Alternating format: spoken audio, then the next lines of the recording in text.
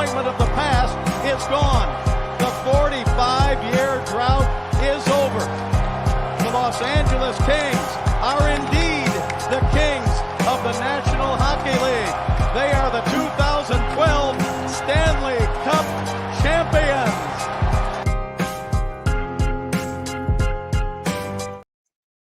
What's going on, guys? Welcome to another post-game live here on Dime Dropper for the 2024 NBA playoffs.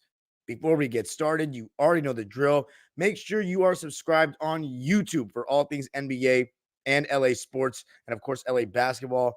And follow your boy on social media, Twitter, Instagram, and TikTok at Dime Dropper Pod. If you're a Clipper fan or want to support me, subscribe to the Locked On Clippers podcast on YouTube. But if you're here right now and you're watching this right now, please come to YouTube. If you are on Twitter, I see 39 people on Twitter. Come to YouTube. I have posted a link on my page. That's where I can see your comments. That's where I get paid more. And that's where we're trying to get to 10,000 subscribers. And as always, we are live from Los Angeles for the scene of what is going to be an epic live indeed, because we got a couple games to talk about. At the end, I'm going to be talking about the 2-game ones that I did not go over briefly. Celtics Heat, Pelicans Thunder. And then before that, I want to talk Minnesota and Phoenix. But to kick it off, oh, baby.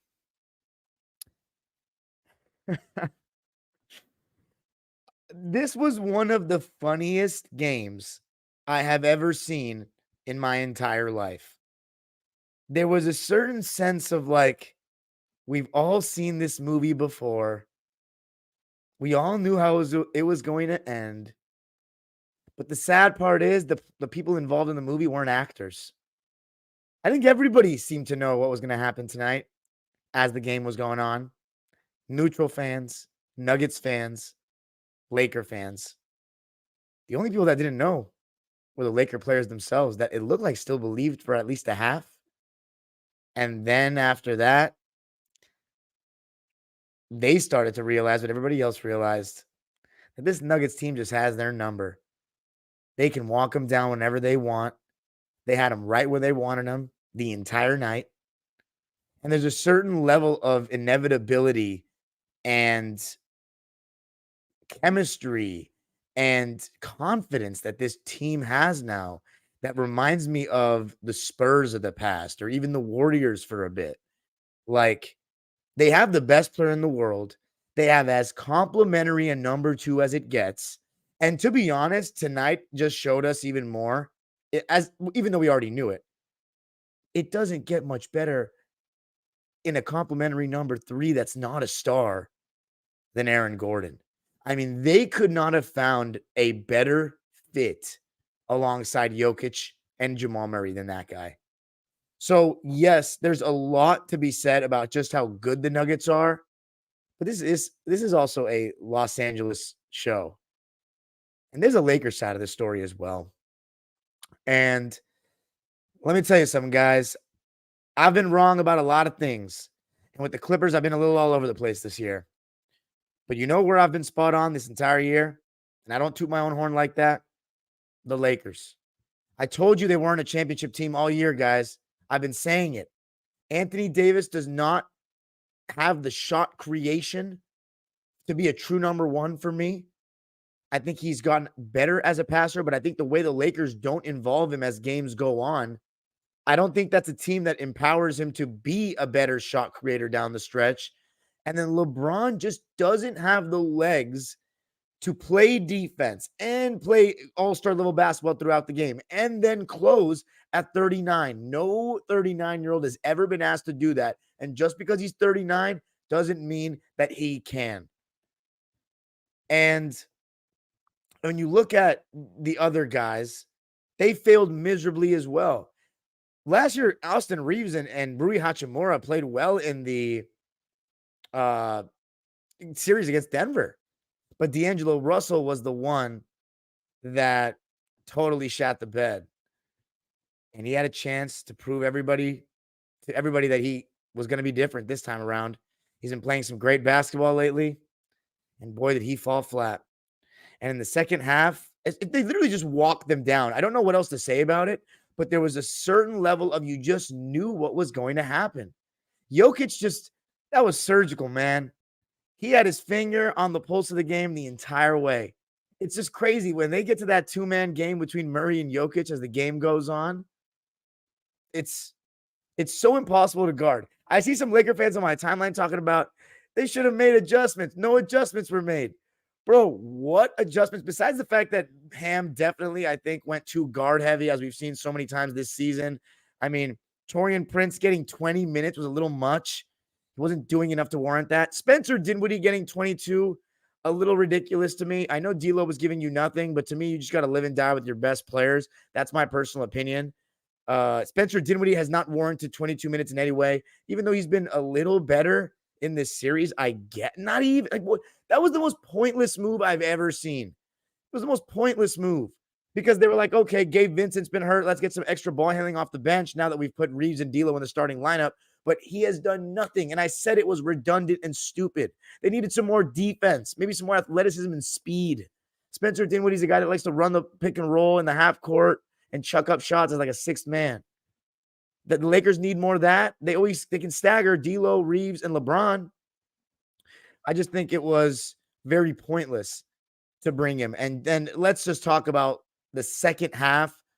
The way that once the Lakers started missing threes, they just hung their heads low, hands on their hips, hands on their knees.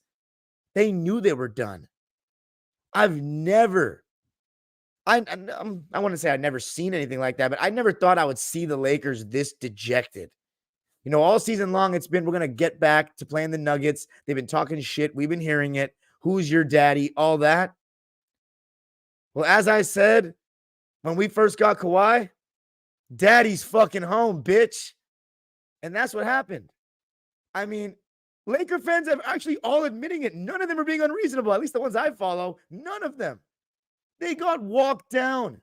And you knew it was going to happen. And by the way, if you're wondering, like, where's your actual analysis, buddy? Like, it's coming. Don't worry. But, you know, I didn't want to just get straight into talking about the first quarter. That's so anticlimactic. This season is over for the Lakers. It's done. I don't know if they're even going to give a shit in that game 4. It's just so interesting, man. This is the beauty of NBA history.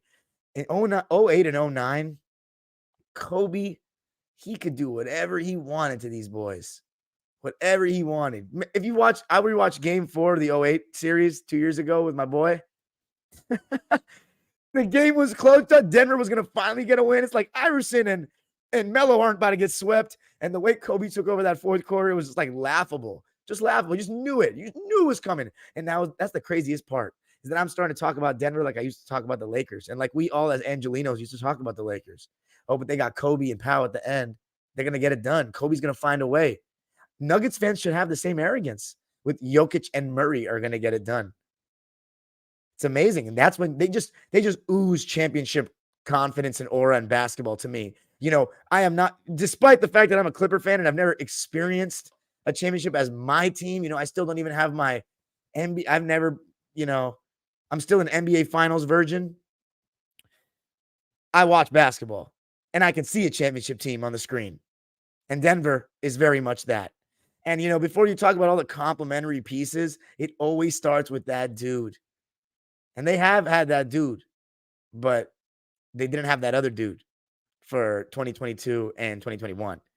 And that other dude missed me with that regular season. He only averages 20 points. And, you know, I wouldn't put him over a guy that's taking a first option to the 7th seed. Like, how many guys can do what he does? The way he turned up in game 2. That's some Kobe shit. 5 for 19 in the whole game, or whatever he was, 3 for 16. Then for him to do that, and you knew it. It's predictable. I told my boy at the bar, I said, dude, Murray just might go ballistic, and there's nothing Lakers could do about it. And that's exactly what happened. Exactly what happened. God bless Austin Reeves, who was trying his best towards the end of the season to be the point of attack guy that they were missing. Let's be real. Jared Vanderbilt and Cam Reddish, not really Cam Reddish, but Jared Vanderbilt's absence this season. I'm not saying he was going to be the difference maker to beat Denver. There's no way this roster was going to beat Denver, but to at least give them some more defensive resistance and athleticism that they sorely lacked, especially on the back line defensively, Jared Vanderbilt would have been huge. But it's just that effort level when they're missing threes in the third quarter. And it starts with, I'm sorry, LeBron. Like, let's be honest. I was right. And the LeBron stands, per usual, were wrong. as they always are. The dumbest motherfuckers on the planet when it comes to basketball. Excuse-making losers. Straight up. I told you the foot thing was, I mean, this is not, I know some Laker fans said this part too, so don't take this personally, Laker fans, but the foot was hurt and all that, I think was overblown, and here's why. He played really well in the playoffs last year. Like, he played defense in every damn game. But it's a lot to ask of a guy to play defense against high-level opposition, still do the LeBron stuff he does on offense, and then you expect him to take you home at the end of the game. He's 39 years old and was 38 last year. It's normal. He gets tired. He doesn't turn the corner the same way late in games. He does, it's all jumpers and it's short a lot of times at the end of games. I was right the whole time.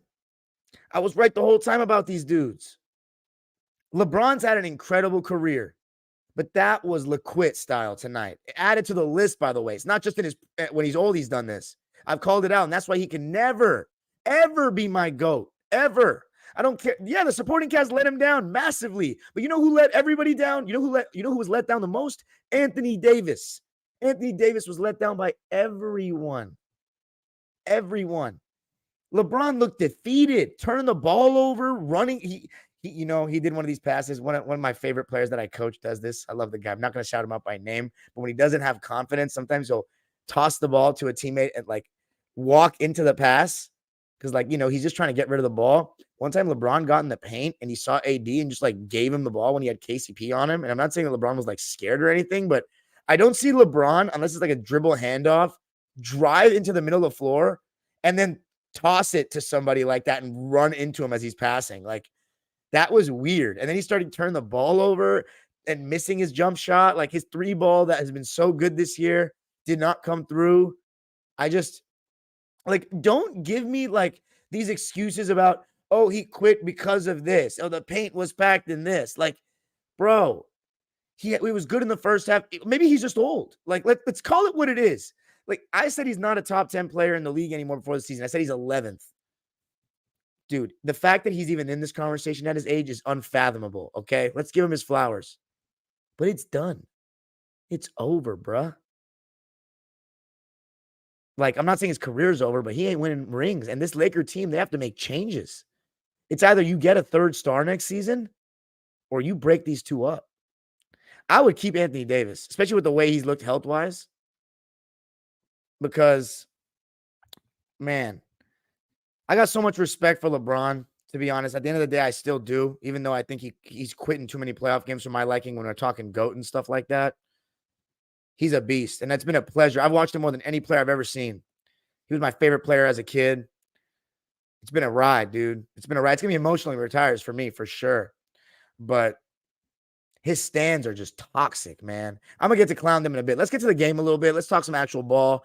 So to start the game, same matchups for the most part. Austin Reeves on Jamal Murray, D'Lo on KCP, Braun on Gordon, AD on Joker, Rui on MPJ, AD in drop coverage. Other side, Gordon on Braun, MPJ on Rui, Jamal Murray on Reeves, KCP on D'Lo, and Jokic on AD. And KCP shut D'Lo's ass down in these two seasons. I'm sorry, in this series. In the two games that D'Lo played like ass. By the way, if you are watching on Twitter, please do me a favor and come to YouTube. I see 182 on Twitter, 65 on YouTube. Do me a favor. If you're really that addicted to Twitter, put me on the TV or on your phone. I mean, come on. Let's take a little Twitter tea break for all of us. It's good, to get us off that Twitter. Come to YouTube. I can see your comments. And if I see the ones that are being made right now, but we got Apple Podcasts and Spotify listening in the morning, so I will answer your comments at the end. Just keep coming in. Super chats are turned on if you want to drop $1 or a dime. Any donation is appreciated. Your boy is working hard out here, and I do not make enough money for this shit. But guess what? I love the game. So we're going on forward. I already talked about the Nuggets matchups. Lakers started out up 8-0. Building was loud. Not as loud as last year, though, where, dude, that first game against Memphis last year, that was the loudest Laker first-round game I've ever heard in my life. That's what 10 years without making the playoffs can do for you. But Lakers were up 8-0, totally active defensively, pushing the pace off the early turnovers by Denver. LeBron had a dunk, 8-0, timeout. His rotations were good. and he was sharp off the ball. And Anthony Davis was aggressive early, finishing around the basket, going at Jokic, finishing on the roll, at the dunker spot, right place, right time, 10-3 Laker run. And they got off to a solid start. But Jokic got 2 fouls, right?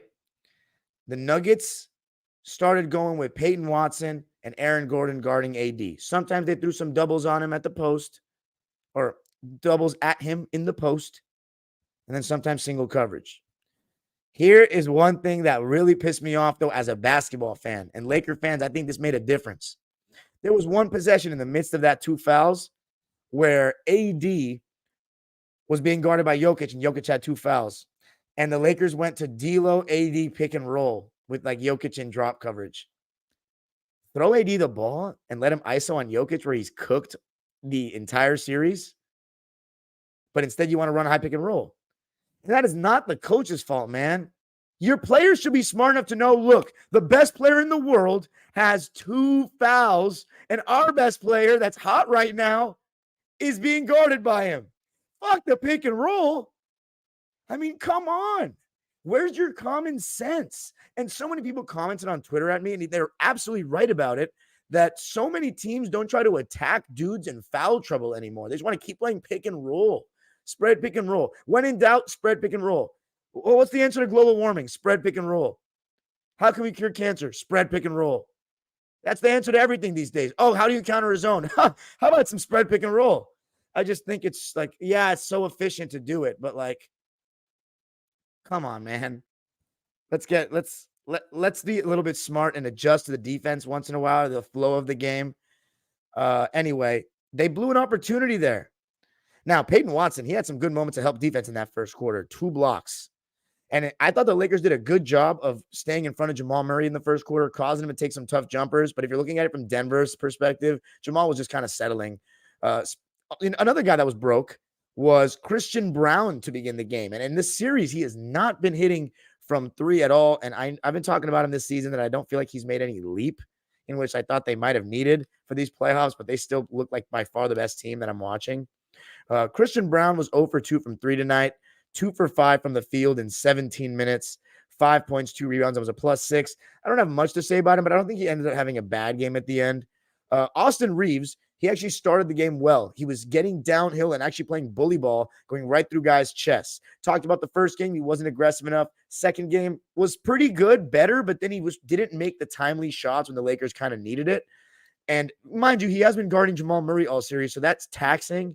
But first quarter, 6 points. I had no issue with it. Anthony Davis, 12 points in the first quarter and played the whole thing.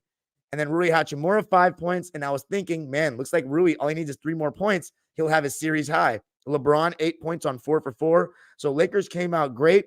They were up 33-23 after 1. But I was jokingly tweeting. By the way, Aaron Gordon had 8 points to start the game, and Jokic had 9. The story of the first quarter to me was too many Nugget turnovers. Lakers got off to an inspired start, which I thought maybe the rest of the game would be inspired, but that would not be the case.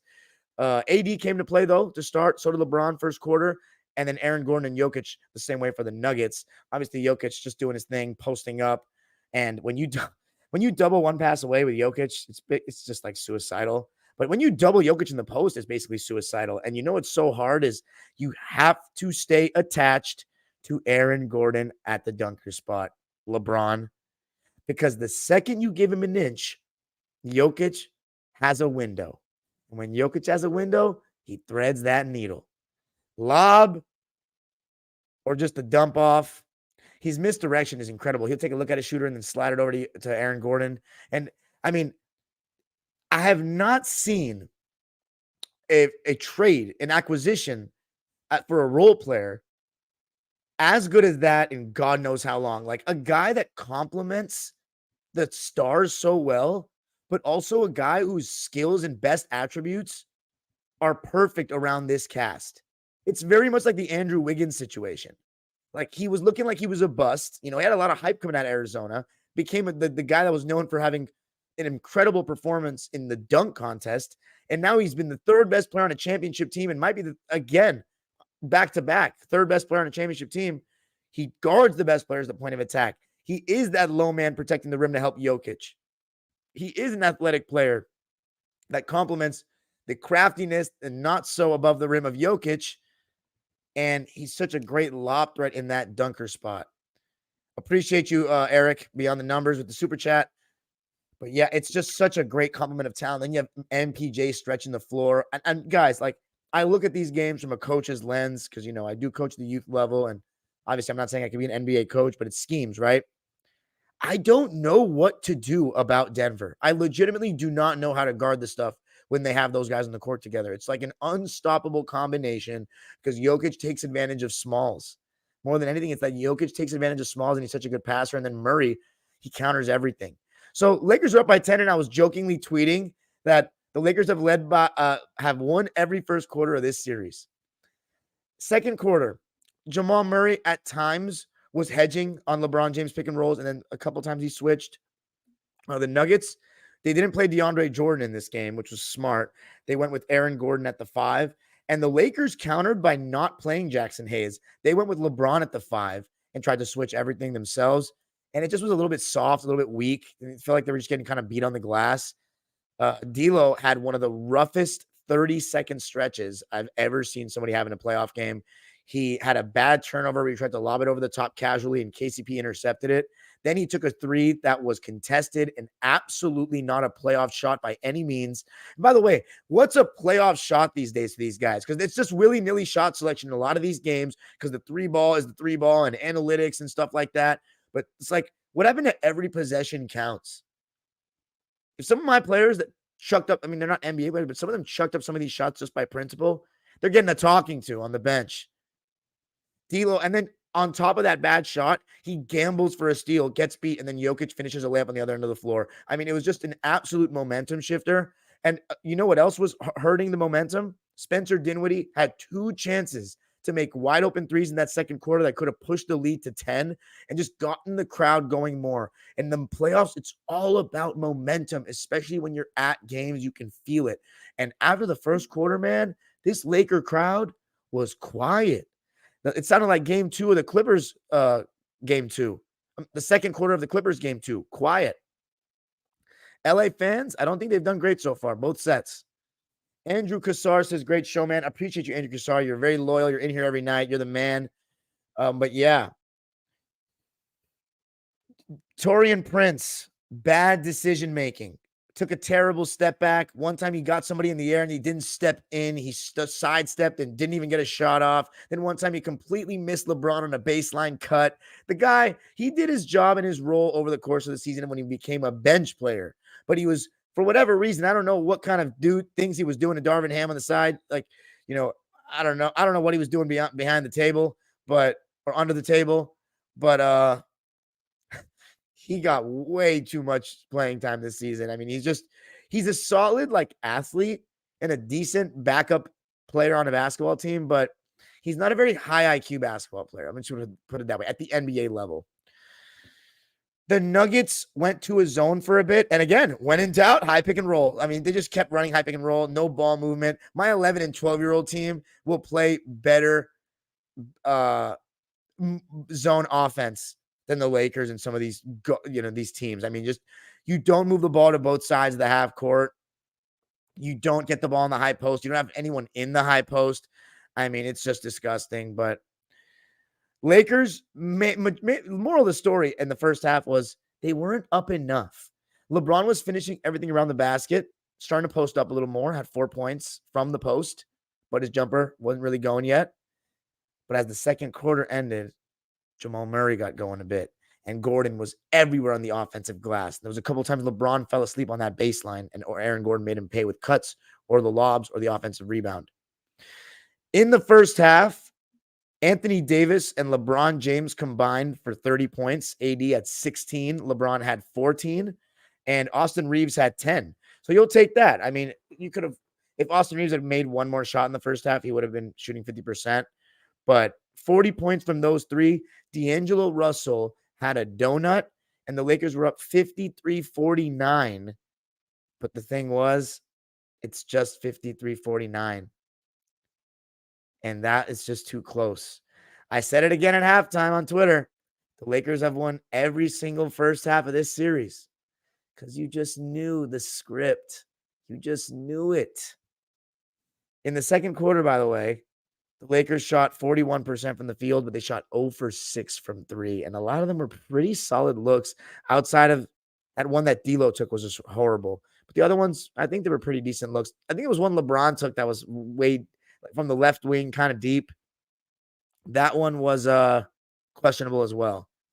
But yeah, only a 5-point game a 4-point game at the half. And the third quarter has been the one that the Lakers have kind of fallen apart in the first 2 games of this series. And as I said, we knew the script. I wanted to give a shout out to Gabe Vincent too. He actually played really solid defense on Jamal Murray, best that he could. But it's hard as like a guy that's 6'3" to even guard Jamal Murray. He shoots right over the top. He gets physical and can post you up. He fades away and creates space. He's got counters to everything. He's a beast. The Lakers, it was so obvious within the first 5 minutes of the third that they were just fucked. Like, they were running Austin Reeves pick and rolls to start the quarter. Each of the 3 guys outside of LeBron and AD missed a wide open 3. Austin, Rui, and D'Lo. And then AD is just, losing the ball at the foul line. LeBron, as I said, he made that little pass where he walked into the pass as well and crowded the space for AD, brought his defender to him. Then he tosses the ball out of bounds on the baseline, misses a 3. He's not getting to the rim.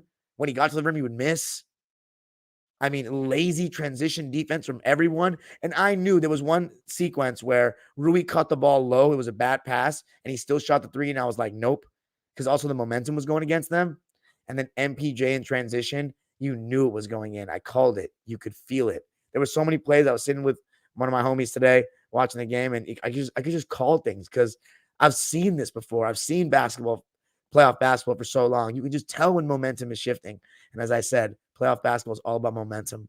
And the Lakers, cold spell exposed that they just looked a little old, sluggish. There was no sense of desperation after the first quarter. Getting waxed in transition. Aaron Gordon's beating you down the floor every time, beating you on the glass. He's just getting lob after lob and just put back after put back. Like, I don't know what LeBron was doing after the first quarter defensively. I don't know what LeBron was doing after the first quarter defensively. I don't know what he was doing in the second half, period. Jokic was just toying with them. The way he would just call people and just say, hey, clear out this side. Me and Murray are going to get to our 2-man game, or the dribble handoff with that, Murray getting one flare screen or one pin down. He's coming off and curling, and then he runs into the dribble handoff with Jokic. It's so hard to guard that because he's getting one screen. If you switch it, okay, you can kind of neutralize that. If you're not, because the thing is, it's hard to switch when Aaron Gordon's setting that screen because you don't want whoever's guarding Murray to guard Aaron Gordon because Aaron Gordon is usually too big for that guy. So when they come up and you're not switching, Murray has a head of steam. Even if you're trailing and doing a good job, now he gets in the dribble handoff with Jokic, and now it's like, fuck, 2-on-1. So it's very difficult, man. The Nuggets were up 8 after the third quarter. And in the fourth quarter, MPJ started hitting contested stepbacks, and you knew it was done. LeBron was awful. Anthony Davis. How many shots did AD get in the second half? Story of the season, isn't it? Oh, he had 12. Never mind. Sorry, AD. 17 and 8 in the second half. Wow. In the fourth, he had 3 points, though. God, that's awful. LeBron had 10 in the fourth. I think one of the baskets was in garbage time. Reeves had 10 in the fourth. I believe one of those baskets was in garbage time as well. I think the stat lines don't fully show the whole story. AD, again, just kind of 3 shots. You're not getting him the ball. You're not really working through him. And when they did, here's what I didn't like, by the way. When LeBron would throw AD the ball and play one pass away, and AD was getting doubled and kicking, LeBron wasn't looking to work quickly off the catch. He was like hesitating on the 3, hesitating to make a move, would throw it back to AD on the repost. And AD could have probably done a better job of getting better post position, getting deeper post position. But LeBron, again, it's just Father Time is undefeated. I don't know what else to say to you LeBron fans and Laker fans. I'm sorry. I don't feel bad for the Laker fans. You win a lot. But I love my Laker fans, that listen to me. I do. You're still rooting for a local team, and I respect that because that's my platform. So yeah, man, I don't know what to say. It was a level of, it's coming. And the Nuggets took care of business. 112 to 105 in LA to take a 3-0 lead. and it's just about brooms time. The third quarter was Nuggets 34, Lakers 22. Fourth quarter was kind of trivial at that point. And the Lakers, as a team, threw in the towel. It's over. It's over, ladies and gentlemen. The Lakers are getting their flights ready for Cancun or Cabo, wherever you prefer. My parents are actually going to Cabo for a little getaway for their anniversary. So, LeBron, if you see my parents, tell them you appreciate the show, or maybe we can see what we can do with I don't know. Just say give them a hi if you see them. And it's special. Is it time for me to talk shit yet? Is that what you want? Comments. Do we need let's read the lines first, and do you want me to talk? Let's talk some smack about the LeBron stands. I mean, it's time to cook a little bit, right? What kind of meal do you guys want? Breakfast, lunch, dinner? You want the whole thing? Let's know in the comments right now. Anyway, Denver Nuggets. And let's read the losing lines first. 8-man rotation. Taurean Prince, Spencer Dinwiddie, Gabe Vincent. Gabe Vincent, 4 points, 2 for 4 from the field, 0 for 1 from 3 in 20 minutes. He had an even plus minus. I thought he did a pretty good job on Murray, but I thought this season overall, the injury completely ruined it for him. And I don't know if he should be back. And I don't have the Laker contract situation in front of me. By the way, the Nuggets won the game 112-105. That was the final.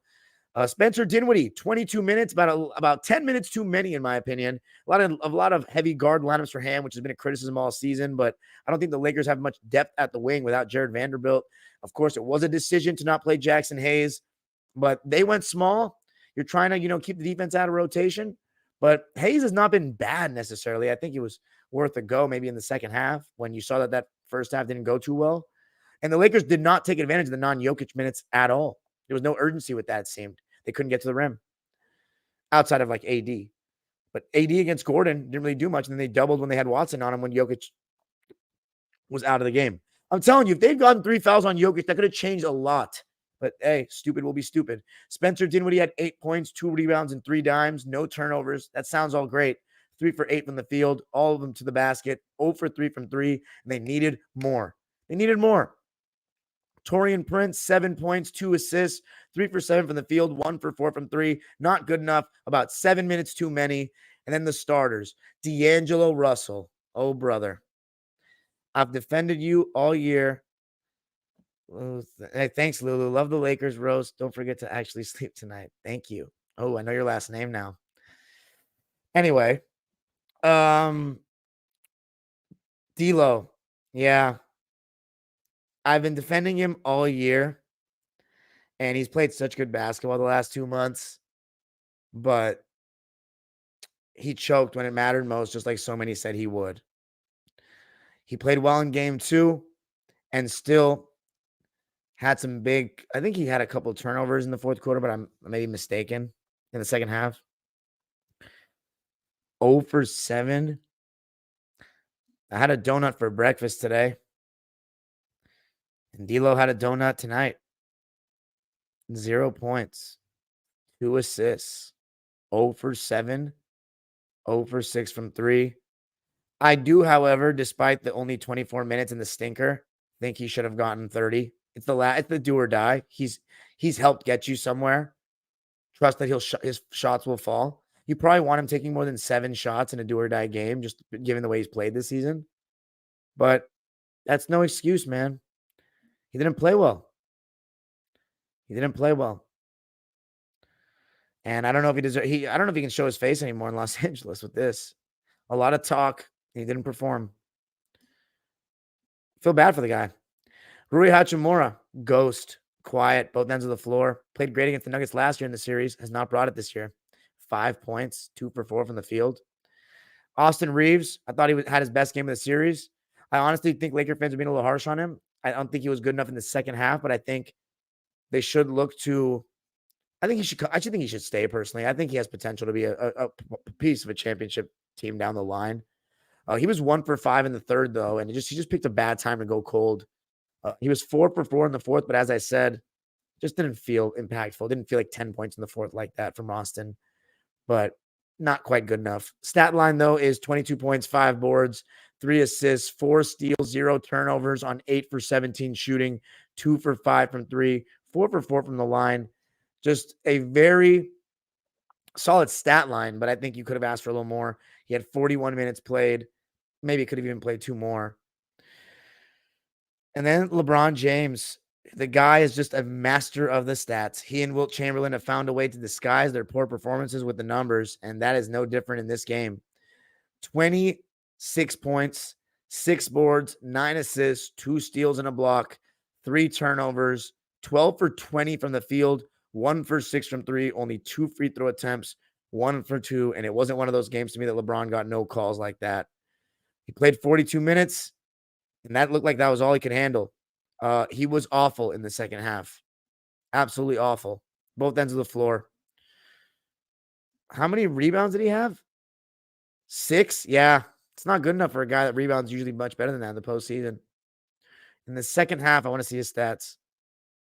12 points, 5 for 11 from the field, 3 rebounds, 5 assists, 2 turnovers. I mean, God, the guy is just a master of the numbers. It was just a poor performance. I don't know if anybody could deny it. Liquid job. It was a liquid job. Add it to the list. Anthony Davis, to me, the only guy that, it's hard to give too much blame to, but he doesn't skate off without a pass or with a pass either. This fourth quarter shit. And I think part of it is like, is LeBron willing to give up the mantle? Like, I get he's a better shot creator, but if you're going to make AD the number one guy, and I think this year he took that number one guy thing, we've been asking for him to, as basketball fans, take that number one spot from LeBron. He's done it. He's been more aggressive this year. He's at his best year since 2020. But as the games go on, closing games, he shies away, never calls for the ball. They never run things through him. And yes, he's not the best creator, but he's gotten better out of the post. He's gotten better passing the ball out of the post this season. Like, if you're not going to, are you okay? You went with LeBron. I don't know. If you want Anthony Davis to be the guy after LeBron, then you have to like develop him as a closer. I mean, unless you think he's just peaked offensively and that's it for him. Or he'll never be able to get better at that skill of playmaking out of isolation late in games. It's over. I don't know what else to say. I would be really disappointed if I was a Laker fan just with the lack of effort. You know what? That's the one thing you don't want to say as a fan is that they didn't bring the effort. Denver Nuggets. Oh, the Lakers, by the way, 49% from the field, but listen to this, 18.5% from 3. That is putrid. 5 for 27. And then 71% from the line, 12 for 17. The Denver Nuggets, Reggie Jackson played 7 minutes, 5 points on 2 for 3 shooting and 1 for 2 from 3. Had an injury scare for a sec. Christian Brown, 5 points. I already mentioned him. Justin Holiday had a donut in 8 minutes, was 0 for 4, and all his shots were threes. Peyton Watson, they got like nothing from their bench. That's the crazy part. It's just their starting lineup is amazing. Peyton Watson, 2 points, 1 for 3 shooting in 16 minutes. Then the starters, all of whom played 35 plus minutes. KCP was the quietest of the 5, but he did a good job on D'Lo. 5 points, 2 boards, an assist, and 2 steals on 2 for 7 shooting, 1 for 5 from 3. So he didn't even shoot well from 3. That's the crazy part is that the Nuggets shot 18% from 3. Lakers shot 5 for 27. Nuggets 5 for 28 from 3. And it still wasn't even a big deal. Like, what if they do shoot well from 3? 49% from the field. Oh my God. They were also 44 for 90. That's insane. So 7 free throws made the difference in this game. That's wild. But that's like just a very statistical view of shit, I broke down the game for you. The Nuggets just create more offensive advantages. It's that simple. They have Jokic, the best player in the world. And it's just insane to see another player just completely have control over a game and a series that LeBron James is in. One of the best controllers we've ever seen. Anthony Davis, I think he can, walk out with his head held high this season. 33 points, 15 rebounds, 3 assists and a steal, 2 turnovers, 14 for 23 from the field, 5 for 7 from the foul line in 43 minutes, but not and decent defense, not very impactful defensively like normal. And he did not get the ball. It wasn't aggressive enough in the fourth.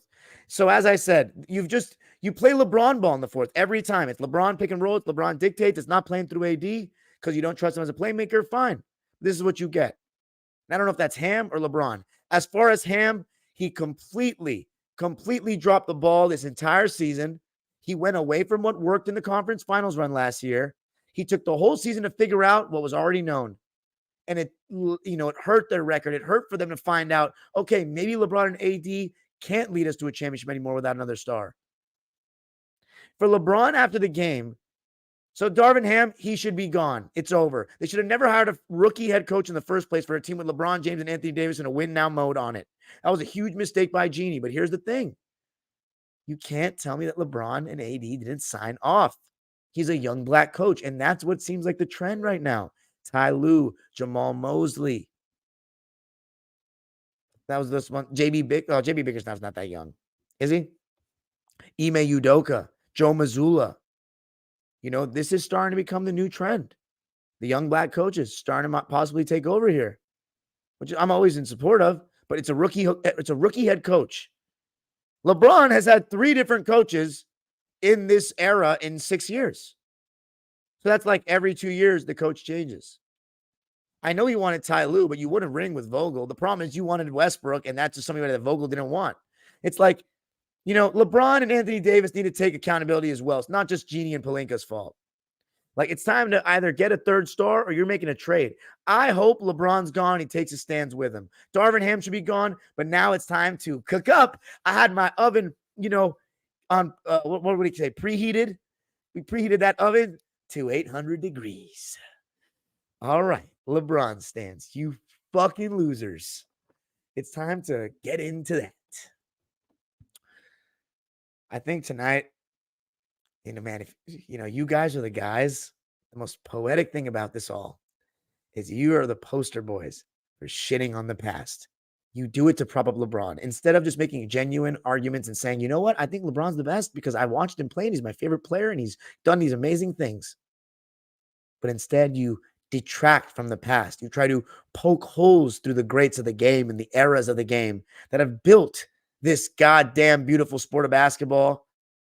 And you use these screenshots and pictures of these white guys like Thunder Dan and Kevin McHale and, you know, Jeff Hornacek and all these guys that you pick out, Craig Elo, Mark Price, and you say, John Stockton, these Bill Laimbeer, this was Jordan's competition. And they say LeBron wouldn't do this and that. Listen, I don't think that saying LeBron could do this and couldn't do this and that is fair either. I'm not one of those guys. Of course not. I think the greats are the greats, and your feel for the game is always translatable. But you don't have to shit on the past and be disingenuous to prop up your boy. But you all do it. And you always make fun of these guys because of their appearance, like McHale, like the guys I named. But your GOAT is getting absolutely owned by a slow Serbian who can't even jump over a phone book. That's the most poetic thing about it. He's got no athleticism in terms of like his stamina. He can't jump. He's not quick, but he's damn sure coordinated and he's got great hands. And most importantly, he's owning your GOAT. I know he's old, but that's not the point. Your guy is about to get swept 2 years in a row by the same team. Don't tell me Larry Bird. Don't ever speak on Larry Bird not being able to do this and that now ever again in your life. Don't ever disrespect Larry Legend ever again. And guess what? I think LeBron's going to finish with 4 rings, and 4 rings is damn sure amazing. You know what 4 rings is? Less than Kobe. Kobe Bean's going to have more rings than Bron, and I'm going to love it. And guess who else is going to have more rings than LeBron? Magic. The GOAT. Magic got 5 rings in 13 years. This guy's got 4 in 21 and got to choose his rosters for 11 years, baby. More. 13, 14 years, you got to choose his rosters. Magic Johnson, baby. 5 rings. How about, you know who else? Timmy D. Also going to probably finish with more rings than LeBron. Uh-oh. Who else are we talking? Obviously, Michael Jordan. Duh. We didn't have to mention him. Bill. Hope you're doing well up there, Bill. The GOAT. And that's about it. Same amount as Steph. I think Steph's most likely done too, but we shall see. And I hope I'm not eating these words because I don't want LeBron stands to get anything else except for enjoying the 40K and adding to the statistical totals. Because when it comes to longevity and statistical stats, LeBron could be the GOAT. When it comes to winning, I would pick a lot of other guys. And here's the thing. It's a team sport. Understood. But see, the problem with you losers is you use that as a cop-out to blame everybody else and make excuses for your GOAT. But team sport means, how do you uplift everybody around you? How do you make everybody around you better? And I think that Anthony Davis has been hindered at times by the Kang. It's over. Now this part of the live is over. We're going to talk about the Minnesota Timberwolves and the Phoenix Suns. And oh boy, this series is really interesting. You want to talk about small margin for error? By the way, if you are watching on Twitter right now, 307 of you, come to YouTube, please. I see your comments. I would love if you came to YouTube. We're trying to get to 10,000 subscribers. Come. Anyway, you can talk trash to me here. I can see your comments, but let's talk. By the way, when the LeBron stands go, I'm going to be so much more positive in my Laker coverage. I'll go back to like actually liking the Lakers a little bit. Like just, I'm not going to root for them, but I'm not going to care if they lose. I'm not going to hate watch. I'm still going to watch and cover them fairly and hope they do well, because as long as they don't do better than the Clippers, of course, it's good for my channel. This is hurting it's going to hurt my channel that Lakers are getting eliminated early. It will. That's the unfortunate part. But hopefully when LeBron leaves, there's going to be no negatives anymore. Laker fans will still be a little toxic, but I'll take toxic local Laker fans all day long. I can't stand them stands. On my team as well, by the way. But anyway, KD and crew against Minnesota. I mean, I think Phoenix came out with better defensive intensity. They had Nurk on Rudy, Grayson on Conley, same matchups. Beal on Ant, KD on Towns, Book on McDaniels. Then the Wolves, Anton Beal, same matchups themselves. Conley on Grayson, Rudy on Nurkic, Karl Anthony Towns on KD, and then McDaniels on Booker.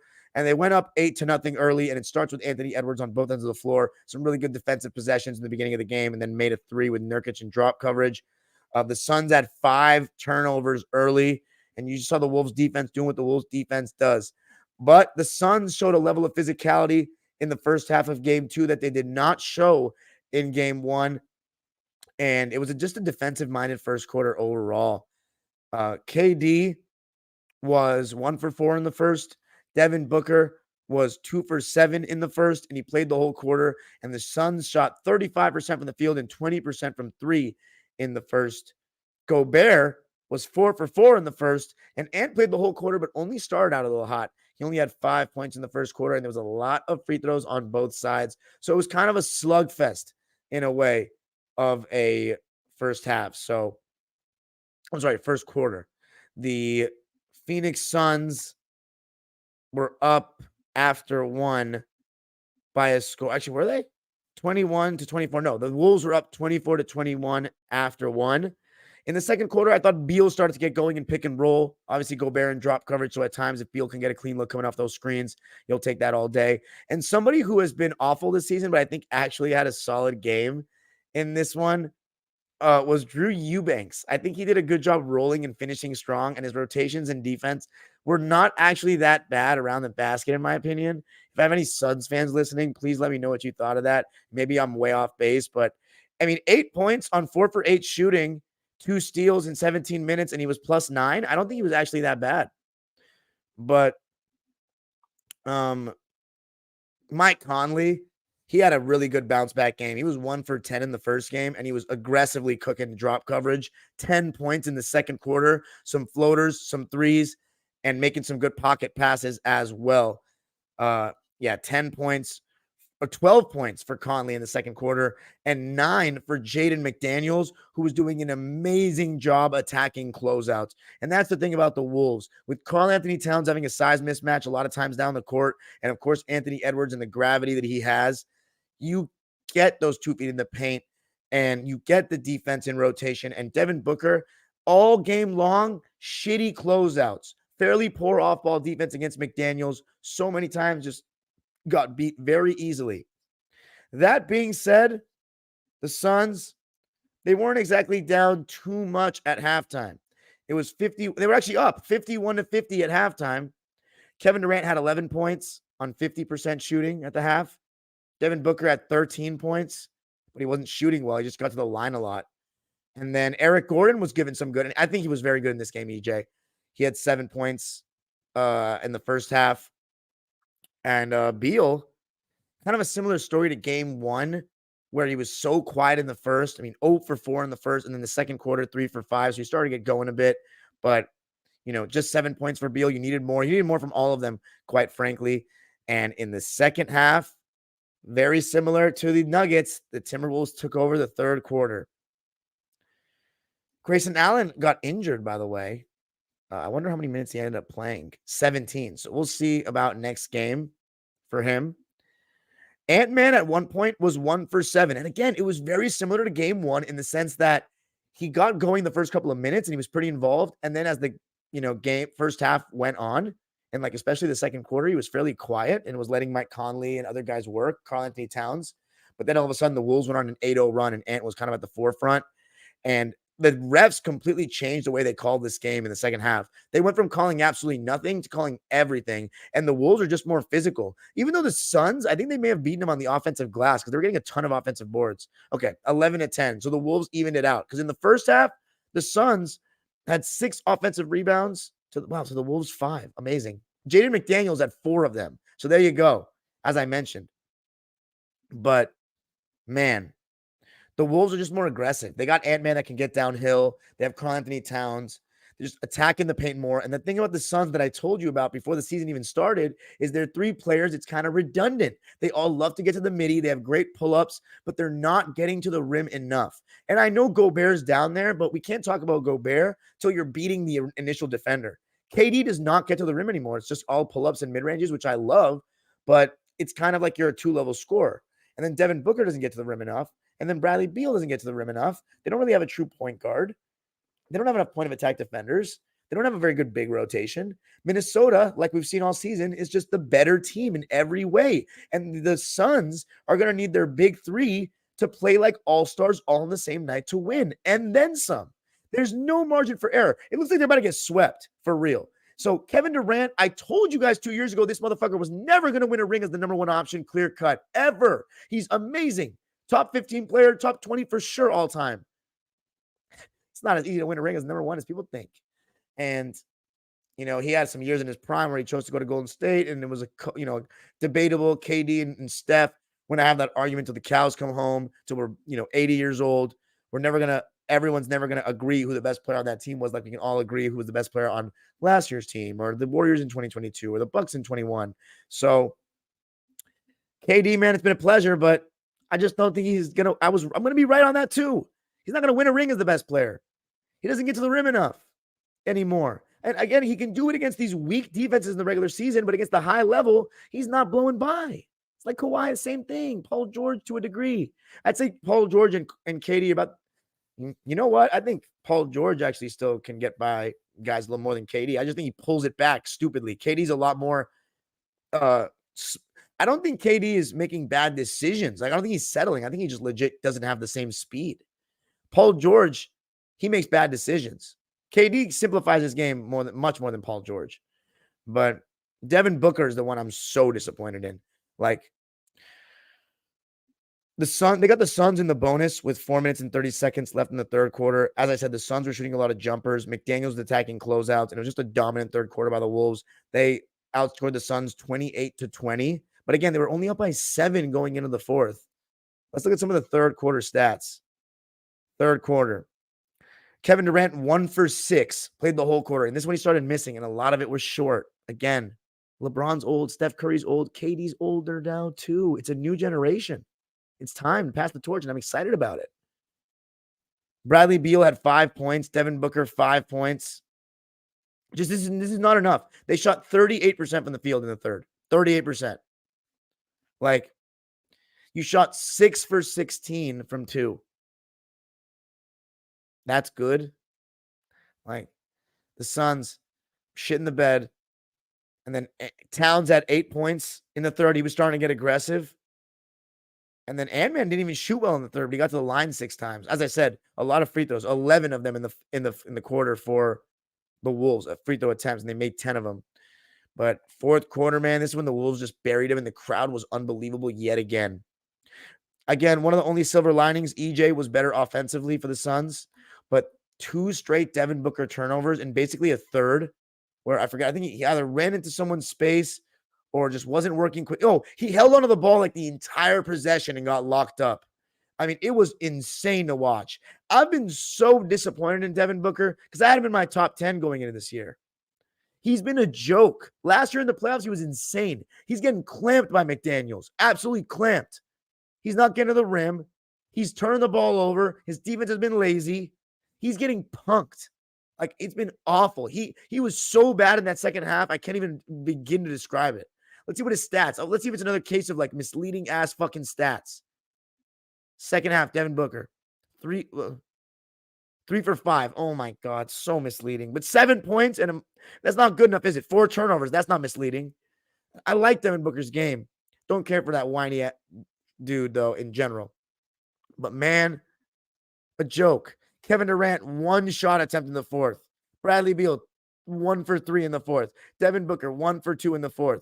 You know who had more shot attempts than those 3? Drew Eubanks and Eric Gordon. I mean, you know why? Because these guys are struggling to get good shots off. That's why. Like, they're struggling to get good shots off. You're relying on all these 3 guys to be the creators. They don't really have a true point guard. And, like, they're getting some decent shots, but you got to give the credit to the point of attack defenders of the Wolves. They're doing such a great job navigating screens. Like Nickeil Alexander-Walker, McDaniels, you better make contact on your screen and you better come off tightly. Because if you give it too much of an angle, a window for them to get around it, they'll get around it. Their length is amazing and they've good lateral quickness, and then they have Gobert to bail them out. So a lot of times the Wolves, they don't even have to sag off of your shooters. They'll make you play the mid-range game and make you take tough shots, and that will just play into their hands. Then they'll run the Suns off the floor. Like, the Suns dudes, the 3 big 3, they need to be amazing, and they haven't been even close to it. So Minnesota is very real. They're not a fake 3 seed. They're very, very good. And you know why? It's because they lock down. They lock down. 105-93 is the final. The Wolves outscore the Suns 55-42 in the second half to win it by double digits for a second straight game to begin this series. 105-93. They have held the Suns to under 100 twice, and that's what the best defensive team in the league. Oh my God. Let's read the lines. Suns shot 45% from the field and 36% from 3. And of course, they don't shoot that many of them. They both teams, wow, both teams were 35. Oh my God, that is insane. Just like the Laker game, both teams shot the exact same from the field, 35 for 78, and almost the exact same from 3 with one difference. Minnesota made 1 more 3. Never mind. The Wolves shot 10 more 3s. So the Suns, they shot 36% from 3. Wolves shot 45% from the field, same as the Suns, but 28% from 3. But the difference was 11 more free throws. Suns were 15 for 19 from the line, 79%. Wolves were 26 for 30 from the line, 87%. By the way, 19 turnovers for Phoenix. You're not going to win a game on the road against a good team turning the ball over that much.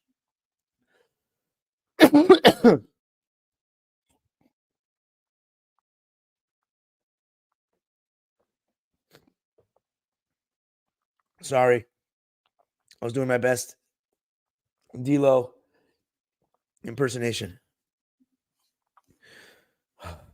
In the playoffs, of course, against Denver, because in the regular season, he's pretty clutch. Anyway, all right, back to it. Where are we at? Who are we talking about? Oh, the Suns lines. Oh, the turnovers.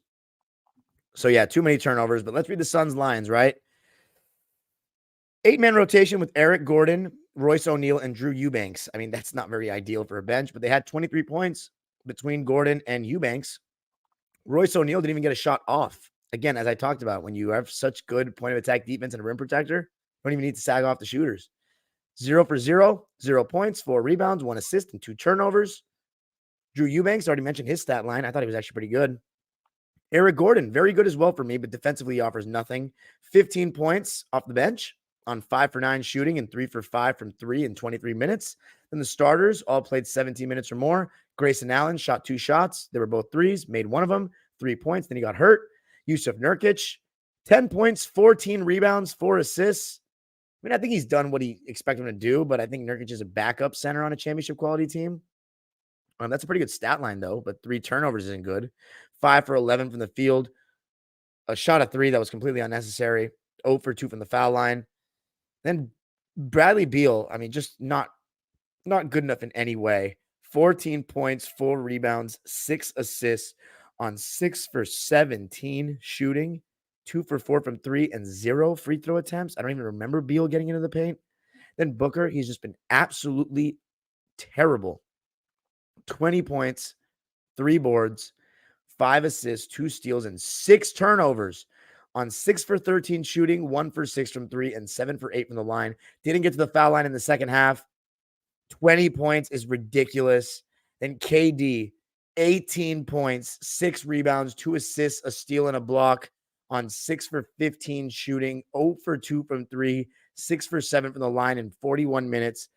They're to not have over 20 points from any of them is nowhere near good enough. They have to be so much better. None of them deserve a pass right now. They're all playing like ass overall. I mean, KD had a good game one, but it's just not good enough. So all the pressure's on them tomorrow. As for the Wolves, man, these guys are real.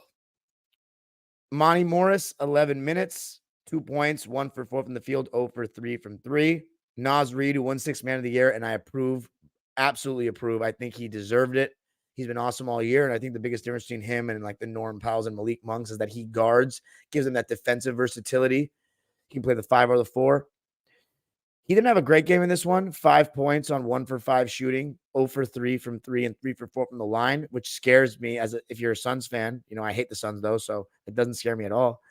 It'd be hilarious if the Suns got swept. That would be hilarious with Beal, Booker, and KD healthy. But Naz Reid, I think he's due for a good game. And Nickeil Alexander-Walker, how great has he been defensively? And then coming off the bench, giving them a scoring punch in both games. 10 points, 5 assists, a steal, 2 rebounds. Didn't shoot that great. 4 for 10 from the field and 1 for 4 from 3. But he had 31 minutes and was plus 14 in those minutes. I mean, the guy has been awesome at the point of attack on D, as he has been all season. And then the starters for the Wolves. Karl-Anthony Towns played the least because he had 4 fouls. He had 12 points and 8 boards on 3 for 7 shooting, 1 for 4 from 3, and 5 for 5 from the line. They're going to need him to be a little more available against the Nuggets in the next round, but good enough so far in this series. I think he's played well. Mike Conley, what a game for him. 18 points, 4 boards, 4 assists, 2 steals, and that dive out of bounds he had to save the ball was absolutely unbelievable. Minnesota Mike, I hate his guts, but it's only basketball, not personal at all. 7 for 13 from the field, 3 for 6 from 3. Just a winner. Just a winner. And then you had McDaniels, who in my opinion was the player of the game, locked up D-Book and was doing a good job on everybody he was guarding. And he had 25 points. So much of it was attacking closeouts. 8 rebounds, 3 assists, 1 steal, only 1 turnover, 5 offensive boards, 10 for 17 from the field, 2 for 4 from 3, 3 for 4 from the line in 41 minutes. And then you had Rudy Escar-Gobert, who I can't lie, is having a hell of a series and a hell of a season. And now that he's being surrounded by good point of attack defenders, that Rudy's getting played off the floor stuff is not being talked about. Now, here's the thing. I did say if Rudy Gobert is your second best player, you're not making it out of the second round. I think he is their second best player, but he's not their second best scorer. That would be Towns. And I honestly think this setup is they can make the conference finals, but the problem is they're in the Nuggets side of the bracket. But it's absolutely clear to me that they, as of now, have the best chance of beating Denver. Until I see Kawhi back to 100%, I think they got the best chance of beating Denver. And even if Kawhi's 100%, they still might have the best chance of beating them in the West because their defense is just so amazing. But is their offense going to be good enough? That's the question. Good game for Gobert, though. 6 for 8 from the field, 6 for 7 from the foul line in 39 minutes. And then the Ant-Man. A slower game for him shooting-wise. It's very scary because they beat them so handedly still. He's still creating, though. 15 points, 5 boards, 8 assists, 3 steals, and a block. Great defense. 3 turnovers, though, but 3 for 12 from the field, 2 for 6 from 3, but 7 for 8 from the line, and just playing to the crowd. Already the second best Minnesota Timberwolves of all time. It's going to be interesting to see how Phoenix responds. They just need their stars to play better. As far as strategy goes, I don't even know what they could do. The Wolves just have too much size. I mean, I don't know. Anyway, now we're going to talk about the Celtics and the Heat game 1 briefly, because I haven't even watched game 2. I'll watch that tonight or tomorrow. But they were rolling on all cylinders, right? Miami Heat. I mean, by the way, the Suns had no timeouts with 8 minutes left in the game. Like, that's how disorganized they were. But Celtics and the Heat, right?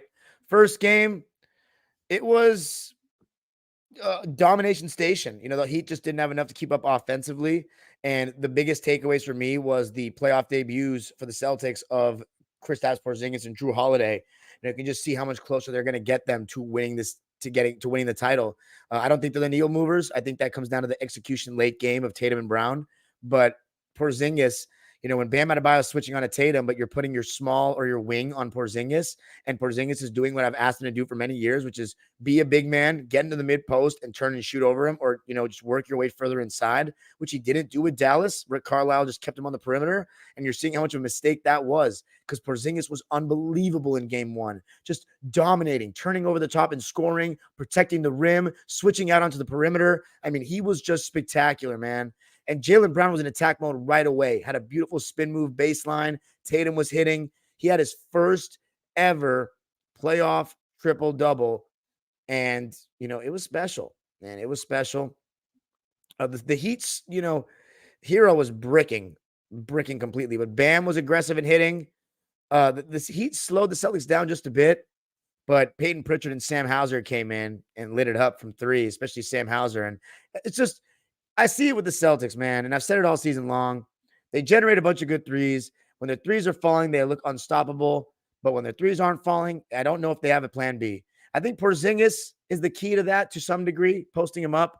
But I think it also comes down to Jason Tatum posting up, getting into the mid-post, catching the ball closer to the basket, and not always playing with the defense, 10 eyes on him behind the three-point line. I just think he makes things extremely complicated. And it just becomes drive and kick when you're working from that far out sometimes. Sometimes you got to shoot over the loaded up defense. If you still want a shot, that is. That's not a contested three. But we'll see.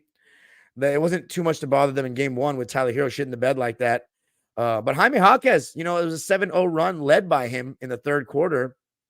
The Celtics responded with an 8-0 run, and they were killing on the offensive glass. Got guys like Drew Holiday, Derek White crashing the boards. I believe they got some offensive rebounds, but I could be mistaking them. I don't have the stats in front of me just yet. But, nothing too serious from the Miami Heat. The game was in the refrigerator in the fourth quarter, just like the Clipper game one was. But for me, Drew and KP stood out, and the Heat just missed all their threes too. Just not a great shooting game from them. And without Jimmy Butler, they're going to need absolutely everything. And they didn't exactly get that. So the Celtics won game one, 114-94 in routine fashion.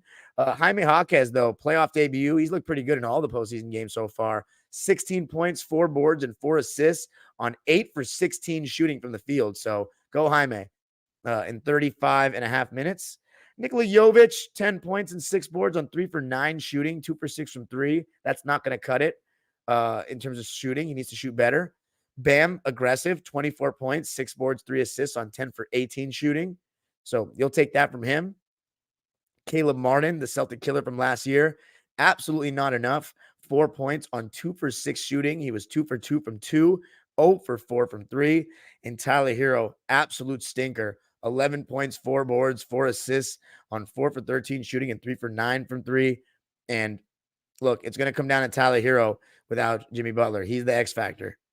Haywood Highsmith had a donut, 0 for 4. All of them were threes, and he missed them all. Not good enough. DeLon Wright, though, actually played pretty well. He's been good in these postseason games. 17 points off the bench on 6 for 7 shooting and 5 for 5 from 3. But I believe some of those were in garbage time. Oh, wow, all of them were in garbage time. All of them were in the fourth. So, yeah, never mind. I still think he was okay. But, yeah, that's for the Heat. For the Celtics, wow, they didn't even go that deep. It was just the starting 5, Pritchard, Horford, Hauser, the whole way. I thought they could, go a little deeper into their rotation at the end of the game, but I guess not. Sam Hauser played 14 minutes, and boy, were they impactful. 12 points on 4 for 6 shooting, and all those shots were threes. That's all he needs to do, just make threes and be a decent defender. Peyton Pritchard, solid game for him. 8 points, 4 boards, 5 assists. He even got an offensive rebound. 3 for 7 from the field, 2 for 5 from 3. The Celtics had 10 offensive rebounds to the Heat's 5. Al Horford, 10 points, 7 boards. He had 2 offensive rebounds, so very solid game from Al. 4 for 8 from the field, 2 for 5 from 3. Playoff Al is here, even though he did not shoot well enough in that conference finals last year. And then the starters for the Celtics, the best starting five on paper in the NBA for me.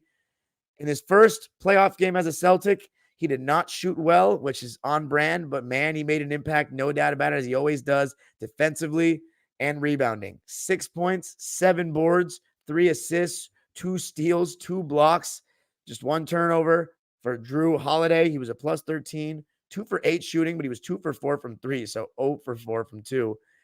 And then Derek White, solid game for him to say the least. Great game. 20 points, 3 boards, 4 assists, and a block. He did turn the ball over 3 times, though, on 6 for 10 shooting, 4 for 8 from 3, and 4 for 4 from the line. 60, 50, 100 splits. Gotta love it. And then Porzingis. 18 points, 4 boards, 1 assist, 1 steal, 2 blocks on 7 for 13 shooting, 4 for 8 from 3. Dude was magnificent. 4 for 8 from 3. My God. Celtics shot 48% from the field, 45 from 3, 87.5 from the line. So when it rains, it pours. If 3 balls falling, they got it going on. Heat, 47% from the field, 32% from 3. Again, they were not only without Jimmy Butler, but also Terry Rozier. How about Jaylen Brown? 17 points, 8 boards, 3 assists. Didn't have to work too hard. 6 for 12 from the field, 3 for 5 from 3, but 2 for 4 from the line. Uncharacteristic. Tatum didn't shoot too well, but he had a triple-double, his first playoff triple-double, 23, 10, and 10, to go along with 2 steals on 7 for 18 shooting. It's the 3 ball that was bad, 1 for 8 from 3. He was 6 for 10 from 2, 8 for 8 from the line. So it was a routine win for the C's. Sorry, guys. All right. One more game. Guys, Twitter, 374 of you. Please come to YouTube for the end. If you want to ask me questions, because I'll be taking questions. And I don't have to record Locked On Clippers because I already recorded it with Nick. So please come on and ask me questions on YouTube if you want. I posted the link on Twitter. But anyway, last game. Last game. Okay. It's going to be New Orleans versus OKC. OKC. Okay. Now for the final game of the live, it's going to be OKC versus New Orleans. And this is game 1, of course. What an amazing treat to see the Thunder fans again in the playoffs after 5 years. Nobody does the shirts better than them. And by the way, the Laker fans got shirts tonight. You couldn't even tell. Those black shirts we got at the last game were awesome, and you couldn't even tell on TV. Clipper fans used to rock those shirts, man. What's happened? Like, and then the Warriors, now they have all these rich people going to the games and not in Oakland anymore. These bigger market teams just blow with the shirts. Sixers, too. They all think they're too cool. They want to look good because you never know who you could see. You want to look that they're fit for the gram. These smaller markets, they don't give a shit. Put that shirt on and do it for the team with a picture of the game. Whatever. Small town folk. But anyway, first game. I mean, this Thunder team, the youngest 1 seed in NBA history, one of the most surprising 1 seeds in NBA history. I think, man, they might be more. They're probably a little less surprising because we knew they were going to make a leap. The 2015 Hawks are the most surprising 1 seed I've ever seen. But I'll take this OKC Thunder 1 seed is more surprising than the 2015 Warriors one, I think. To start the game, Chet and Jonas Valanciunas were guarding each other. SGA was guarding Herb Jones. Herb Jones also guarding SGA. Josh Giddey on Trey Murphy. Lou Dort on Brandon Ingram. What a job he did, by the way. And Jalen Williams on CJ McCollum. Chet was in drop coverage, and OKC was switching the Ingram-CJ matchup, so that means that SGA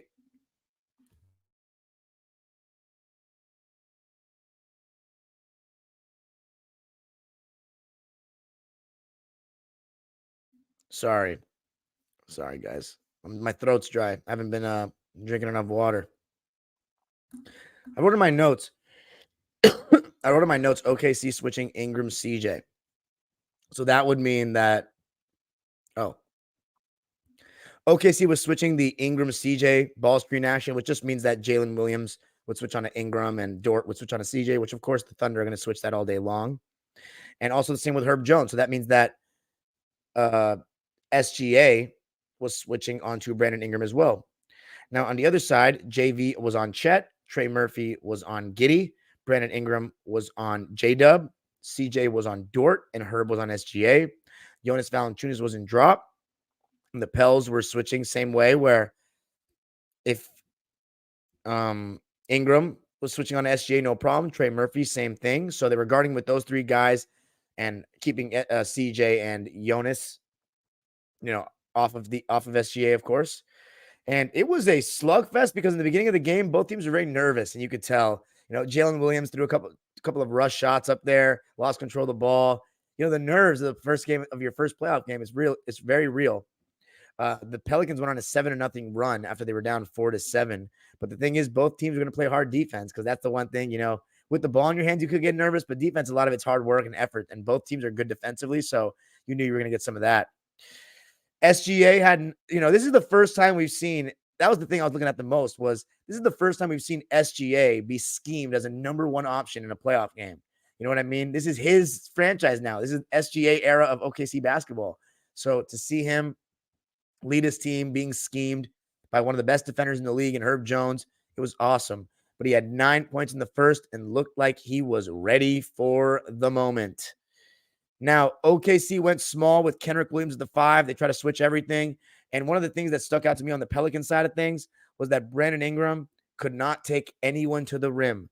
I don't know. He's never been the best at going to the rim, but I don't know if this is probably exacerbated by the injury that he's just come back from. But, Lou Dort was getting right in this airspace and essentially daring him to get by him, and he couldn't. He was just taking those contested mid-ranges with Dort draped all over him, and he was hitting absolutely nothing. And that's my boy, Brandon Ingram. But it looks like he's a very one-level scorer. 1 for 4 in the first quarter. Herb Jones was 1 for 6 in the first quarter. He made his first shot, missed his next 7. Trey Murphy was 0 for 3 in the first. The Pelicans were shooting 30, 12.5 splits in the first quarter, and the Thunder were shooting 35% from the field and 22 from 3 in the first. Chet was 1 for 7 in the first and 1 for 4 from 3. So safe to say the first quarter, they were working out some nerves. Pelicans were down 7. It was a tie game, 17-17 after 1. Oh my God. SGA, though, he came to play. Played the whole first quarter, 9 points, ready to go. Second quarter, OKC was switching Isaiah Joe onto CJ and also Aaron Wiggins onto CJ and Brandon Ingram. I don't remember if Isaiah Joe and Aaron Wiggins ever played at the same time. By the way, I think Mark Dagnall is an absolutely brilliant young coach. I think he's got some really good sets. I think he uses his players in interesting ways. He's got his team motivated on both ends of the floor. He's a great coach. He should definitely win Coach of the Year. No doubt about it. But OKC started doubling Jonas Valanciunas in the post, because you knew that the one weakness for the Thunder was that their interior defense isn't very strong. That's what you see when the Lakers used to bully them with AD throughout the season, because Chet's a string bean, you know what I mean? And then they're playing Lou Dort essentially at power forward. So, and they have no real backup 5. They're playing Jalen Williams from Arkansas. He's undersized. So, you want to crash the offensive glass and dominate on the inside. And Jonas Valanciunas had 4 offensive rebounds, if I'm not mistaken, in the second quarter alone. 3 in the second quarter alone. And 2 of them resulted in Trey Murphy left wing threes. 2 of them. Also, you knew the weak link for the Thunder was Josh Giddey on defense, but I thought he actually did a good job defending Trey Murphy one-on-one. Trey Murphy had a great game, but those were all off catch and shoot threes. Giddey stood up to the task one-on-one defensively in that game. 12-0 at one point of the first half, and second chance points, though, for the Wolves. For the Pelicans, which was keeping them in the game. Jalen Williams from Arkansas came in at one point, but the Thunder role players, including Jalen Williams from Arkansas, were missing all their open threes in the first half. As far as role players for the Pelicans, Trey Murphy was the only player for the Pelicans that played the entire second quarter. He had 6 points on those 2 threes that I mentioned. Brandon Ingram, another bad quarter, 6 points, 2 for 6. But who started getting going on the Thunder side? Jalen Williams. Got into his pull-up, had 7 points in the quarter, 4 of them from pull-ups. And then on the other side, CJ started to get going, which is huge because CJ, we've talked about his playoff struggles of late, but started to get cooking in the pick and roll, made some shots, made some good passes and good reads. He had 5 points and 2 assists in the second, but still wasn't shooting well, though. And the Pelicans splits at the half. They were shooting 34% from the field and 25 from three. Brandon Ingram, 3 for 10. Trey Murphy, 2 for 8. Herb Jones, 1 for 6. CJ McCollum, 4 for 12. And Jose Alvarado, 1 for 5. All those guys were shooting like trash. Valanciunas was shooting 100%, 3 for 3. And had 10 rebounds, too, in the first half. On the Thunder side, J-Dub had 9 points on 50% shooting. SGA, 11 points on the same 4 for 8 shooting. They shot 41.5% in the first half and 26% from three. So they shot even worse from three.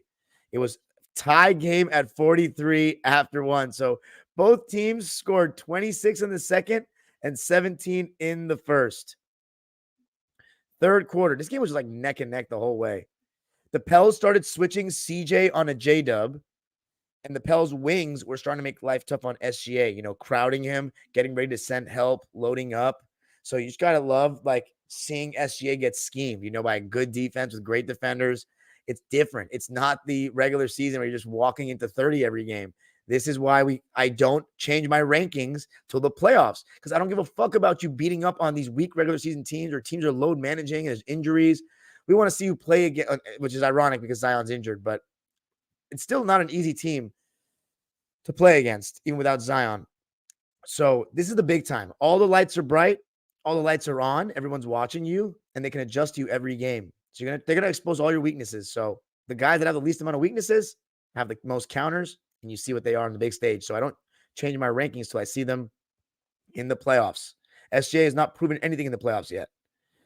The Thunder went on a 9-0 run in the beginning of the third, and it was led by Jalen Williams, who was everywhere, both ends of the floor. We've seen it all season.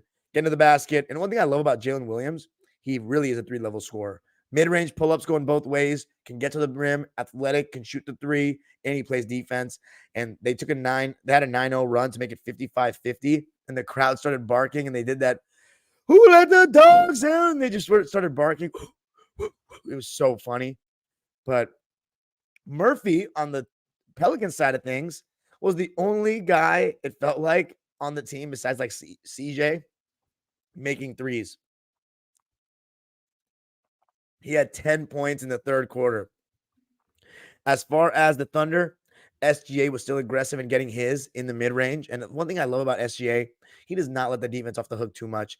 He really makes you guard. He'll try to get to his mid-range. He's got turnarounds over either shoulder, but right now I'm only picturing him turning over his right, but I believe he can turn over his left as well. Mid-range, stop on a dime, going both ways.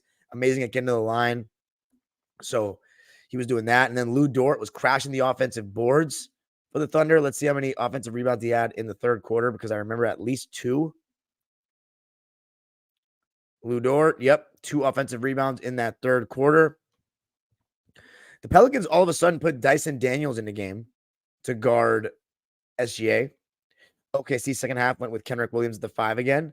And what changed the game a little bit for the Thunder, for the Pels, for me, and it always happens this way when I watch them. I always tell my friend Rel, you guys got to go follow, by the way, on her. She's a Pelicans fan, and she's local, goes to all the games, season tickets. Rel Myers on YouTube.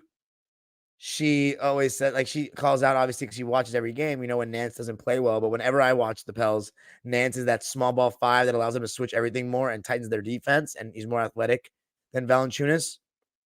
But, so yeah, he was starting to switch 1 through 5, guarding SGA at times. And they went on a 7-0 run led by Larry Nance. They took the lead on an and 1, but the Thunder ended the quarter so well. 9-2 run, and it was off a couple of misses that the Pels had. They pushed the ball in transition. And what was interesting was both teams are young, and there was a lot of misses in the first half, but not that much transition. It was a lot of both teams doing a good job getting back. But in the third, towards the end, you started to see the Pels miss, and OKC got out on the break just a bit and had a 9-2 run to end the quarter, which ended with an Isaiah Joe buzzer beater from the left corner, or not a buzzer beater, a shot with 6 seconds left on the clock. And, to talk about that quarter, Herb Jones could not make an open corner 3, but both teams shot much better in the third. The Pelicans shot 50% from the field and 43% from three, and the Thunder shot 48% from the field and 37.5% from three. The Thunder won the quarter 31-25, though, to take a 6-point lead going into the fourth. Jalen Williams had 9 points in the third on 4 for 8 shooting, so he shot as many times in the third as he did the entire first half. And same with SGA. Wow, that's so weird. Same thing, 4 for 8 in the third. So interesting. 10 points for SGA. So they were leading the chart. They had 19 of the 31. And J-Dub also had 4 rebounds as well. And SGA 3 assists in that quarter. And SGA had 2 buckets in transition. When I talked about them getting out and running, SGA got on the break and finished. And by the way, part of that transition was the 5 Pelicans turnovers in that third quarter. 2 of them by CJ McCollum and 2 of them by Jonas Valanciunas. Now, fourth quarter, it still felt like the Pels, if they got it close, Ingram and CJ could maybe bring them home. Somebody who I felt had a solid impact on this game, Najee Marshall. Came in, played some defense. His shot wasn't great, but I thought he did the right things. He had this one steal on Jalen Williams at like half court in the fourth quarter. And the Pelicans, they had 2 straight threes after going down by 10 to make it a game. And they actually went on an 18-6 run to take a 90-88 lead. Trey Murphy hit a 3 that made it 79-82. But that 18-6 run, and it came off Brandon Ingram's layup off an SGA turnover to make it 90-88. OKC went scoreless for 5 minutes. Things started going a little stagnant. Pelicans had that switch everything personnel and playing good D. SGA had 2 turnovers late. And I was like, uh-oh. Is SGA about to lose that first playoff game? People going to start talking like it's the playoffs, not the regular season, and start talking all this? But no, that would not be the case. Lou Dort, such a good job defensively on Ingram. I've already mentioned it in the first half, but it was throughout the game because Brandon Ingram shot 1 for 5 in the fourth quarter and had a turnover. He was awful. And I'll tell you the one possession that to me made a huge difference in this game for the Pelicans. They missed 3 threes on the same possession with the score tied at 90. First was a great look by Herb Jones, who just still could not hit a shot. Then CJ had a good look and bricked. And then BI, after being ice cold, shoots a contested right wing 3 with plenty of time on the clock. Again, what happened to every possession matters? Unacceptable. Unacceptable. Huge misses. Then SGA hit a mid-range to tie it at 90, and then that and one. Big time plays by SGA, ready for the moment. 93-90, and then Chet had a huge block. He had 5 in the game. It comes down to the end of the last possession, 94-92. Chet only makes 1 out of 2, and CJ McCollum is clearly getting the ball because he was the one that had gotten going for the Pels. He had 7 points in the fourth to go along with an assist. Cason Wallace, who we've seen play defense all season at a high level, locks up CJ, who's just doing tween, and wasting a bunch of dribbles, and takes a tough 3 off balance to end the game and lose.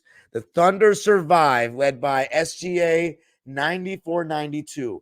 What was the difference in this game for me?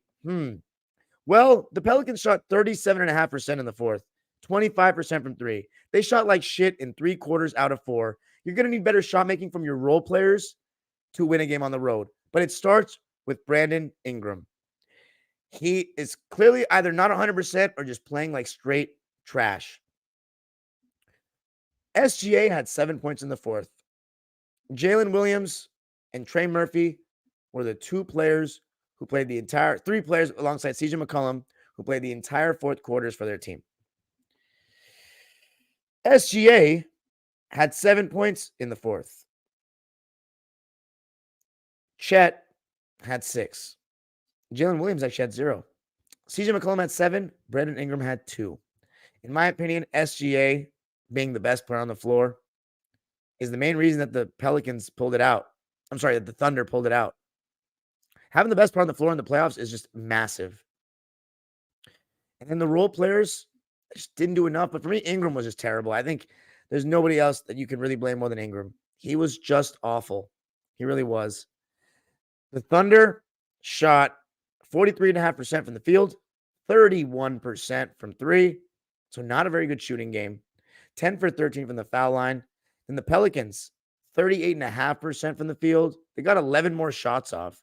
28% from three, but only 7 for 9 from the line. The Thunder shot 4 more free throws. Let's read the lines. For the Pelicans, Dyson Daniels played 3 minutes, had a donut. Najee Marshall played 16 and had 5 points, 4 boards, 4 assists, a steal, and a block, and he was a +1. I thought he was great. Just could have used a 3. 10 for 7 from the field, 1 for 4 from 3. Alvarado had one of his quieter games, didn't shoot well, and he had a lot of good looks. 5 points on 2 for 7 shooting and 1 for 4 from 3. Then Nance off the bench, 8 points, 8 boards on 4 for 6 shooting. He did miss a crucial one down the stretch and then got blocked by Chet. Those were his 2 misses, and they were big misses. 4 for 6 from the field. Then the starters all played 29 plus minutes. Jonas Valanciunas, I thought he was actually very good. 13 points, 20 rebounds, 9 offensive rebounds. He's been really good the last 2 games. And I haven't seen game 2, so we'll wait on that. But 13 and 20, I mean, you'll take that. 2 assists and a steal on 5 for 9 shooting, 3 for 4 from the foul line. Herb Jones, great defense on SGA, but not good enough offensively. 8 points, 7 boards, 4 assists, and a steal. 3 turnovers, that's too much as well. 2 for 10 from the field, 2 for 8 from 3. Need better. Then Trey Murphy, he was actually awesome. I thought he did his job. 21 points, 4 boards, 2 assists, 1 steal, 3 blocks. Some very good defensive moments. Played 44 minutes. Was 8 for 18 from the field, 5 for 12 from 3. Solid game. And then CJ, thought he was probably the best player. And maybe Jonas. 20 points, 3 boards, 6 assists, 2 steals, and a block for CJ. But 3 turnovers, 9 for 22 from the field, 2 for 9 from 3. They could have really used a couple more threes made. So again, I feel like my standard is lowering for CJ. It's still not good enough without Zion. And Ingram, 12 points, 6 boards, 3 assists, 2 turnovers on 5 for 17 shooting, 0 for 2 from 3, and only 2 free throw attempts. Just a nasty stat line for a player I'm very fond of. The Thunder, man, Kenrich Williams played 8 minutes, had 2 points and 3 boards on 1 for 3 shooting and 0 for 2 from 3. Wide open shots. Jalen Williams from Arkansas, 6 points on 2 for 4 shooting, and he made 2 big threes, 2 rebounds and 2 assists, and a steal to go along with it. So I thought he was a little better than Kenrich Williams. Aaron Wiggins and Isaiah Joe played 15 minutes. Isaiah Joe had 5 points, 2 rebounds, and an assist on 2 for 5 shooting and 1 for 3 from 3. Aaron Wiggins, 6 points, 3 rebounds, 2 assists on 2 for 2 shooting and 1 for 1 from 3 off the bench. I thought he was pretty solid. Cason Wallace, game-winning stop. 5 points on 2 for 3 shooting and 1 for 2 from 3 in 19 minutes. Gordon Hayward, a donut in 9 minutes. No shot attempts. And then the starters. So that's a 10-man rotation right there. No, 11-man. Wow. Josh Giddey played 20 minutes. It was pretty whatever. 2 points, 3 rebounds, 3 assists. As I said, fine defensively, though. 1 block, 2 turnovers, 1 for 6 shooting, 0 for 2 from 3. See how long it takes before it becomes a liability in the playoffs. Lou Dort, amazing defensive game. His stat line would never show how well he played. 6 points, 4 boards, 1 assist, no turnovers, 2 for 6 from the field, 2 for 4 from 3, and made a lot of extra effort plays, like the offensive rebounds, stops. Great stuff from Lou Dort. And then the new big 3. Jalen Williams, very solid playoff debut overall after a rocky start. 19 points, 7 rebounds, 4 assists, 2 steals, and 4 turnovers. So that's the one thing you got to clean up. 8 for 18 shooting and 1 for 5 from 3, 2 for 3 from the line. You know, the thing with Jalen Williams is he's got a lot of pressure on him in the sense that he is the second scorer on this team, and he's a very young player, sophomore with no playoff experience. Chet Holmgren, solid playoff debut for him to say the least. Just didn't shoot too well from 3. 15 points, 11 boards, 2 assists, 1 steal, 5 blocks. 5. 3 turnovers on 6 for 14 shooting and 2 for 6 from 3. And then the man of the hour, player of the game, SGA, the MVP for me. 28 points, 6 rebounds, 4 assists, 3 turnovers on 11 for 24 shooting and 0 for 3 from 3. Not the best shooting night, and he was still pretty good because he closed. For me, the Pelicans had it in the bag, and this was their chance to steal. It really was, because we know what happened in game 2, and that can be demoralizing when you're that close and don't win, and they don't have Zion. I think this would be a great series without Zion, but without him, I don't know. But that's it for me in this one, guys. I talked about a lot of games, but at the next episode, tomorrow I'm going to be talking Clippers Mavs immediately after, but hopefully I'll be able to have watched Miami-Boston game 2, and then what was the other game last night? Oh, yeah, and then OKC Pelicans game 2, and then Cleveland Orlando game 2, New York Philly game 2. We'll see how many we can watch. But thank you so much for joining me, guys. It was a jam-packed live. Let me know what you think. And now to the live subscribers waiting patiently in the chat. Super chats are turned on if you want to drop $1 or a dime. Peace.